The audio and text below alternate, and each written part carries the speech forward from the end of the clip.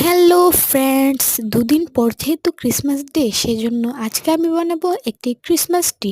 সেজন্য আমি প্রথমে একটা বর্গাকার গ্রিন কালার পেপার নিয়ে নিলাম এবং সেটিকে চারদিক দিয়ে ভাঁজ করে ফেললাম। চারদিকে ভাঁজ করা শেষ হয়ে গেলে আমি পেপারটির দুটি বাহু ধরে সেটিকে ত্রিভুজাকার শেপে শেপ দিয়ে দিলাম। তারপর সেই ত্রিভুজাকার পেপারটির এক কর্ণ ধরে সেটির নিচে আঙুল ঢুকিয়ে সেটাকে সমান করে ফেললাম। এভাবে সবগুলোই করে ফেলবো এবং আমি সেটা করে ফেললাম। তারপর একটি কেচি দিয়ে সেই ত্রিভুজাকারটিকে 3 ভাগে ভাগ করে কেটে ফেললাম।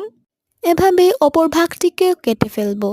কাটা শেষ হয়ে গেলে আমি সেই 3টি ভাগকে আড়াআড়িভাবে ভাঁজ করে ফেলবো এবং এটা এভাবে সবগুলো করে ফেলবো। সবগুলো করা শেষ হয়ে গেলে আমার নিচের দিকে যে অংশটি বাকি রয়েছে সেটিকে কেটে বাদ দিয়ে দিব। তারপর তৈরি হয়ে গেছে আমার ক্রিসমাস ট্রি। এরপর এটিকে তোমরা তোমাদের মনের মতো করে সাজিয়ে ফেলতে পারবো। ভালো লাগলে লাইক এবং সাবস্ক্রাইব করে দিও।